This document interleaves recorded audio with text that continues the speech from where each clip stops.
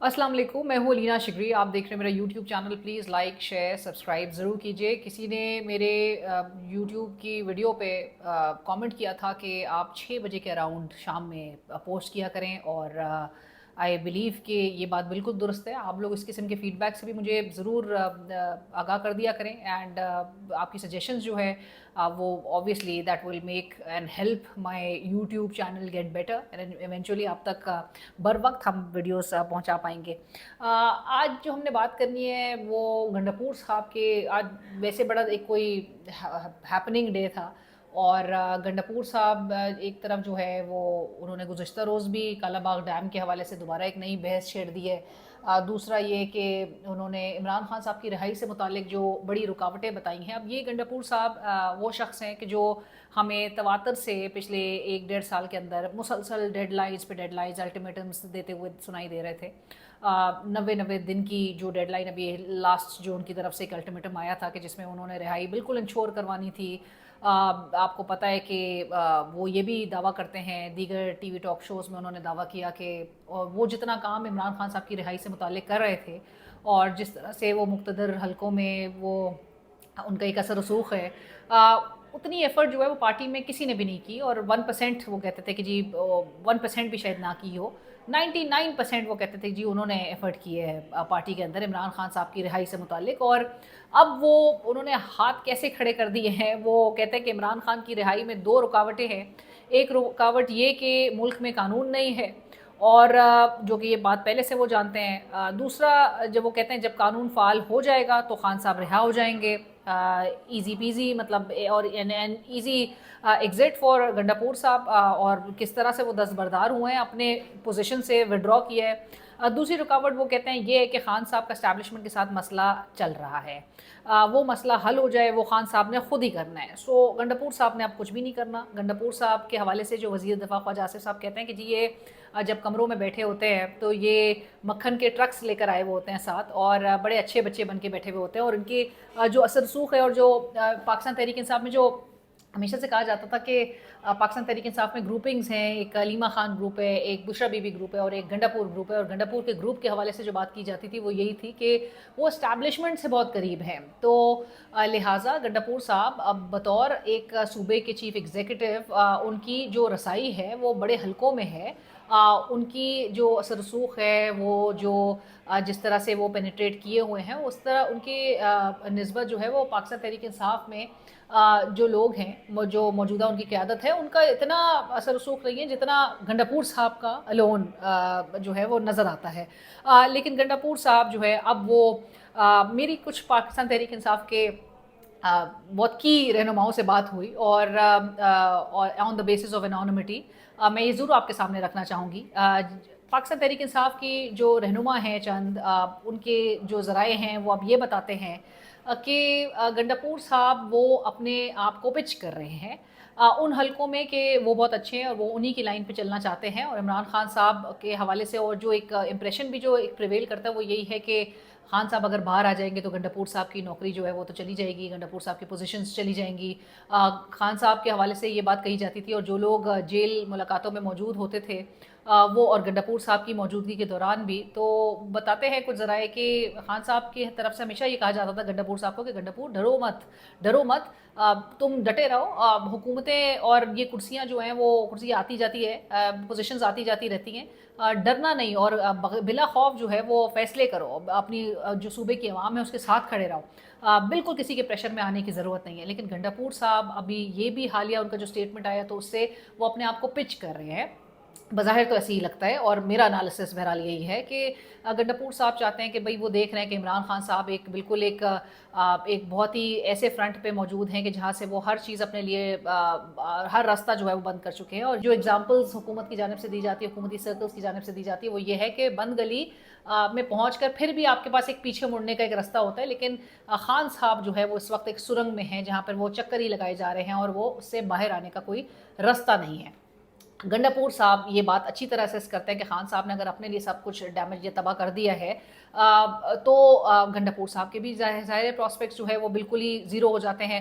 सो गंडापुर साहब अपनी कुर्सी बचाना चाहते हैं, वो अपनी पोजीशन बचाना चाहते हैं, और बज़ाहिर तो इस हवाले से उनका नज़र आ रहा है कि जी खान साहब ने जो कुछ अपनी रिहाई से मुताल्लिक करना है, अब वो खान साहब का अपना ही फ़ैसला होगा, वो उन्होंने खुद ही करना है। ये जो बाहर बैठी हुई क़यादत है इनके हवाले से तो खान साहब को इनकी कॉम्पिटेंस पे तो पहले ही उसका अंदाज़ा था, जिसकी वजह से वो महमूद अचकज़ई साहब को हर चीज़ की सरबराही का चार्ज दे रहे थे, चाहे वो तहरीक तहफ़्फ़ुज़ आईन पाकिस्तान की सरबराही हो, चाहे वो मुज़ाकरात लीड करने की सरबराही हो। तो वो महमूद अचकज़ई साहब को प्रेफर इसलिए कर रहे थे क्योंकि यही महमूद अचकज़ई साहब थे जिन्होंने, आपको याद होगा कि कुछ टाइम कबल उन्होंने ये बात कही थी कि जी पाकिस्तान तहरीक इंसाफ को चाहिए कि वो असम्बलियों से बाहर निकले और अपनी असम्बली बना ले। आज आप उसी नुक्ते पे आए, लेकिन काफ़ी ताख़ीर से। महमूद अचकज़ई साहब ऑफ द रिकॉर्ड भी जब बात होती है तो महमूद अचकज़ई साहब अक्सर ये बात दोहराते हैं कि, और इवन ऑन कैमरा भी, कि ये जो पाकिस्तान तहरीक इंसाफ है, मुद्दा तो असल उनका है कि मैंडेट आपका चोरी हुआ है, लेकिन अचकज़ई साहब पीटीआई लीडरशिप से ज़्यादा एक फोर फ्रंट पे नज़र आते हैं, और इमरान खान के लिए जो जिस तरह से उनकी एडवोकेसी है वो सबके सामने है। पाकिस्तान तहरीक इंसाफ की लीडरशिप परहैप्स उसके हवाले से जो एक तासुर है, और जो मैं ये बात मेनटेन करती आई हूँ, मैंने 4 जगह पे ये बात कोट भी की है कि पाकिस्तान तहरीक इंसाफ की लीडरशिप से मुतालिक जो इंप्रेशन है, that is of either being docile, either being dominant, और बीइंग डॉजी। क्योंकि डॉजी तो नज़र आ रही है, अगर आप एकदम से ला के 2 साल के ऊपर एक आपका जो बानी है या आपका जो पेट्रन इन चीफ है वो 2 साल से कैद बर्दाश्त कर रहा हो, जेल में हो, और आप उसके एक पूरे थ्रू आउट द टर्म जो है वो आप थ्रू आउट दीज 2 ईयर्स आप ये बात लोगों को दिलासा देते रहें, आप लोगों में आके एक भड़कते हुए आपके धुआंधार किस्म की तकारीर करें, आप जज्बाती किस्म की आप जो है वो अश्योरेंसेस लोगों को करवाएं, सिर्फ इस वजह से कि लोगों का रात जो है, लोगों का जो गम और गुस्सा है वो आप फेस नहीं करना चाहते। और आपको पता है कि लोग जो हैं, और स्पेशली केपी की आवाम जो है वो कन्फ्रंट करती है उन तमाम अरकान असम्बली को कि जो इमरान खान के नाम से जो है वो वोट लेकर असम्बलियों में पहुँचे हैं, पोजीशंस ली। तो अब ये तमाम पोजीशंस इंजॉय करने के बाद, एसी वाले कमरों में बैठने के बाद, इन लहीम शेम गाड़ियों में सफ़र करने के बाद, मौजे करने के बाद, आप 2 साल के अरसे गुजार देने के बाद आप अपने लीडर को बता रहे हैं कि जी जो करना है इमरान खान ने खुद करना है, जो जेल में बैठा हुआ है, जिसके हवाले से आज एक मेडिकल रिपोर्ट वो भी जेल इंतजामिया की तरफ से बाहर आई है। मेडिकल ऑफिसर जो इंचार्ज सेंट्रल जेल रावलपिंडी, उन्होंने उस रिपोर्ट में बताया है कि जी इमरान खान को प्रीवियसली माइल्ड एब्डोमिनल पेन भी हुआ 2 दिन पहले, जो कि अब जो है वो सेटल हो गया है, लेकिन ही वॉज एडवाइस इन्वेस्टिगेशंस और डेंटल ट्रीटमेंट भी उनका बताया जा रहा है कि जी एक दांतों की हसासियत का मामला और एक कानों में मुस्तकिल आवाज़।